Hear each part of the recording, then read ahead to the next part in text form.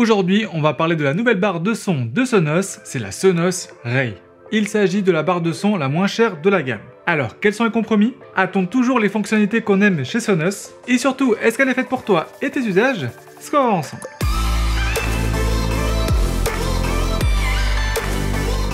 Bonjour à tous, c'est Kevin, bienvenue sur la chaîne iBordelais. Et avant de rentrer dans le vif du sujet, merci beaucoup à sonvideo.com de m'avoir prêté cet exemplaire de test en avant-première pour pouvoir vous faire cette vidéo. Pour rappel, sonvideo.com c'est la référence du Wi-Fi et du home cinéma. Ils ont un site en ligne mais aussi 16 boutiques physiques réparties dans toute la France. Vous y trouverez tout ce dont vous avez besoin pour votre équipement Wi-Fi et home cinéma. Ils proposent des produits pour tous les budgets, pour que chacun puisse profiter de son contenu audio, vidéo et même du jeu vidéo. Et en parlant de budget, c'est l'un des principaux arguments de cette barre de son Sonos, elle coûte 299 €. Avant ça, la gamme commençait à 499 € avec la Sonos Beam, que j'ai d'ailleurs ici chez moi. Forcément, à 200 € de moins, il va y avoir des compromis. Déjà, la taille. La Sonos Ray est 10 cm plus petite que la Sonos Beam. En gros, 5 cm de chaque côté ici. Elle est légèrement plus haute de 2 mm, donc vraiment pas grand chose. Mais voilà, il faut savoir qu'en hauteur, elle va faire 7,1 cm, ce qui est à prendre en compte si jamais vous voulez la glisser sous votre télé. Première concession qui a été faite, elle se trouve à l'arrière et ça va être l'absence de port HDMI. On va seulement avoir le port d'alimentation ici, le port optique qui va donc faire passer l'audio et enfin un port Ethernet si jamais votre Wi-Fi n'est pas bon là où vous souhaitez poser la barre de son. L'absence de port HDMI eARC ici va avoir quelques inconvénients. Ici, ça va être un petit peu plus compliqué de contrôler le volume de la barre de son. En fait, la télé va envoyer du flux audio, mais pour régler le volume, il va falloir soit appuyer sur les boutons ici, mais heureusement, on peut très facilement paramétrer cette Sonos Ray pour qu'elle reconnaisse la télécommande de notre téléviseur pour baisser le son lorsqu'on baisse le son avec sa télécommande. Tant que c'est de l'infrarouge, vraiment hyper simple, j'ai d'ailleurs moi paramétré la télécommande de mon Apple TV et ça marche très bien. Deuxième concession, et je trouve que c'est un petit peu moins grave, en particulier pour un produit de cette taille-là et de ce prix-là, ça va être l'absence de Dolby Atmos et de DTS-X. Le Dolby Atmos, le DTS-X, c'est deux formats audio qui nous permettent d'avoir une immersion totale au niveau de l'audio avec des sons qui vont venir d'en face, de derrière, de dessus et tout ça. Forcément, pour un produit de ce gabarit-là et de cette taille-là, et encore plus à ce prix-là, même si elle acceptait sur nos formats audio, elle ne le retransmettrait pas de la meilleure des façons, donc au final, franchement, je m'en fous. Mais la bonne nouvelle, c'est qu'à part ça, on retrouve tout ce qu'on aime chez Sonos. Comme tous les produits de la marque, la Sonos Ray s'intègre très bien dans tout l'écosystème Sonos. Et le principal avantage de cet écosystème-là, c'est qu'on va pouvoir le faire évoluer au fur et à mesure. On peut très bien commencer par acheter cette Sonos Ray, puis après s'équiper de Sonos One, comme ce que j'ai ici accroché au mur, pour avoir du coup des enceintes à l'arrière et ainsi bénéficier d'un vrai son home cinéma. Mais aussi de n'importe quel autre produit Sonos pour pouvoir bénéficier du multi-room et ainsi avoir de la musique dans chacune des pièces de sa maison. Et donc par exemple, je pourrais très bien écouter la musique sur ma Sonos Ray dans mon salon, avec en même temps la musique sur la Sonos Roam dans ma chambre ou dans le bureau. Je peux choisir individuellement sur quelle enceinte ou dans quelle pièce est-ce que je veux que la musique soit diffusée. Autre bonne nouvelle, tout ça fonctionne en Wi-Fi. L'avantage, c'est que je ne vais pas avoir de câble entre mes différentes enceintes. Le seul câble qui partira de l'enceinte, ce sera le câble d'alimentation pour chacune de mes enceintes et après elles vont communiquer entre elles via le Wi-Fi. Le Wi-Fi permet aussi de transmettre la musique de la manière la plus qualitative possible en sans fil. Contrairement au Bluetooth, la musique sera beaucoup moins, voire pas du tout compressée. Les enceintes se paramètrent et se pilotent via l'excellente application Sonos qui est disponible sur Android et sur iOS. Gros bonus par contre pour les utilisateurs iPhone, ils vont bénéficier de la fonction de calibrage Trueplay. Cette fonction va utiliser le microphone de votre iPhone pour pouvoir scanner l'acoustique de votre pièce. En fait, l'enceinte va émettre des sons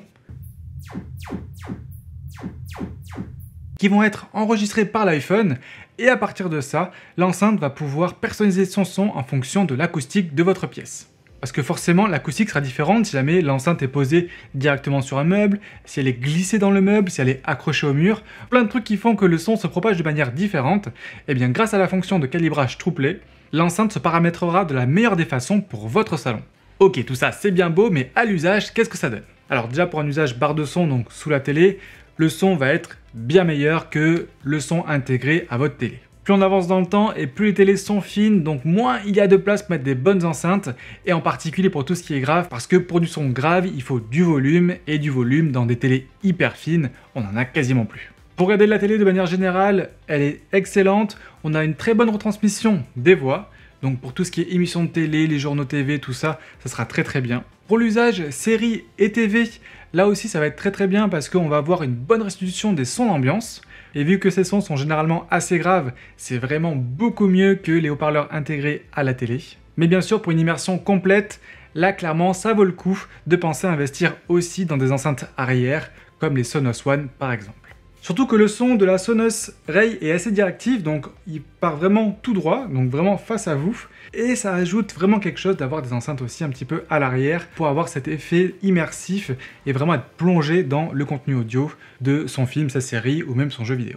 Et pour de l'écoute de musique alors, eh bien à 300 €, on a vraiment un bon produit. Tout le spectre est bien retransmis, des aigus au médium en passant par les graves. Les graves pourraient être mieux, mais voilà, ça reste quand même un petit produit qui ne prend pas trop de volume, donc je l'en veux pas trop, surtout à ce prix-là. Et surtout pour moi qui suis en appartement, ça suffit largement. Et encore une fois, et pour de la musique aussi, lorsqu'on rajoute d'autres produits de l'écosystème, c'est encore mieux. Et cet usage musique-là m'a tellement plu que j'encourage aussi à considérer ce produit-là comme enceinte multi-room. Parce que déjà, elle est compatible avec la majorité des services de streaming, du Spotify, du Qobuz, de l'Apple Music, du Deezer, et j'en passe. Mais aussi avec le protocole Apple AirPlay 2, et donc si vous avez un écosystème Apple à la maison, ça pourrait être encore mieux.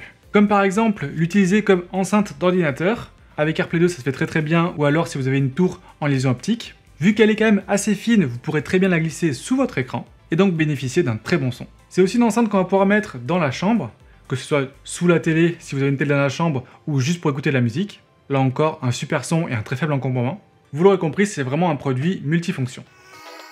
Et donc, est-ce que la Sonos Ray est faite pour toi ? Alors, elle ne sera pas faite pour toi si jamais tu cherches une barre de son qui est compatible avec le Dolby Atmos. Là, il vaut clairement mieux le modèle au-dessus, donc la Sonos Beam. Elle ne sera pas non plus faite pour toi si jamais tu cherches une enceinte Bluetooth. Ici, tout se passe par Wi-Fi ou par Ethernet à la limite, mais elle n'est pas du tout Bluetooth. Le Wi-Fi, je vous l'ai dit, ça a l'avantage d'être beaucoup plus qualitatif, ça va beaucoup moins compresser le son que le Bluetooth, et ça sera beaucoup plus stable et beaucoup plus adapté au concept de multi-room pour avoir plusieurs enceintes en même temps. Les seuls produits Bluetooth de la gamme Sonos sont les produits nomades, donc vous avez la Sonos Roam ou alors la Sonos Move, qui sont à la fois Wi-Fi et Bluetooth. Mais c'est pas du tout des barres de son, c'est fait vraiment pour écouter la musique en déplacement. Et enfin, elle ne sera pas non plus faite pour toi si jamais tu veux une restitution sonore plus que stéréo. Parce que oui, même si la barre de son accepte des contenus en 5.1 par exemple, donc c'est-à-dire des contenus qui sont faits pour 5 enceintes plus un caisson de basse, elle les accepte, mais elle va les restituer en stéréo. Si vous voulez être mieux immergé, vous pouvez très bien rester sur ce produit-là, mais il faudra acheter en plus 2 enceintes arrière, donc des Sonos One. Par contre, elle sera vraiment parfaite pour toi si tu cherches une manière très simple et très facile d'améliorer le son de ta télé. Je comprends qu'on puisse s'habituer à un son de télé qui est pas terrible, mais vraiment dès qu'on goûte à ce genre de produit-là, on ne peut plus du tout revenir au son qui est embarqué dans les télés. Que ce soit pour regarder la télé, mais aussi pour des films et des séries, et bien sûr du jeu vidéo, vous aurez clairement une meilleure expérience avec ce type de barre de son qu'avec le son intégré dans la télé. Elle sera aussi parfaite pour toi si jamais tu cherches un écosystème évolutif. Voilà, je considère vraiment que ce produit est excellent pour un premier équipement, donc on a déjà une belle télé, on met une petite barre de son comme ça en dessous, puis après dès qu'on a les moyens et si on en a envie, on va pouvoir acheter en plus de Sonos One pour l'arrière, pour avoir un meilleur effet home cinéma. Puis pourquoi pas par la suite ajouter un caisson de basse pour avoir vraiment les gros graves bien enveloppants là qu'on aime dans les films et la musique. Et enfin, elle sera aussi parfaite pour toi si jamais tu cherches une bonne enceinte multi-room qui est à la fois compacte mais puissante. Au-delà de l'aspect barre de son, je vous l'ai dit, c'est aussi une excellente enceinte en elle-même pour écouter la musique qui pourra se glisser forcément sous votre télé mais aussi dans n'importe quelle autre pièce de votre maison. Au final, à son tarif, c'est vraiment un excellent produit pour rentrer dans l'écosystème Sonos. On a un produit qui est super compact, qui a de très bonnes performances sur tout le spectre pour tous les usages. Et l'avantage avec l'écosystème Sonos, c'est qu'il est évolutif. C'est hyper facile à mettre en place via l'application. Vous pouvez personnaliser et vraiment paramétrer le son comme il faut pour votre salon à condition d'avoir un iPhone. Et vraiment, si vous cherchez une petite barre de son pour améliorer le son de votre télé, foncez, je peux que vous la recommander. Si le produit vous intéresse, je vous mets le lien en description.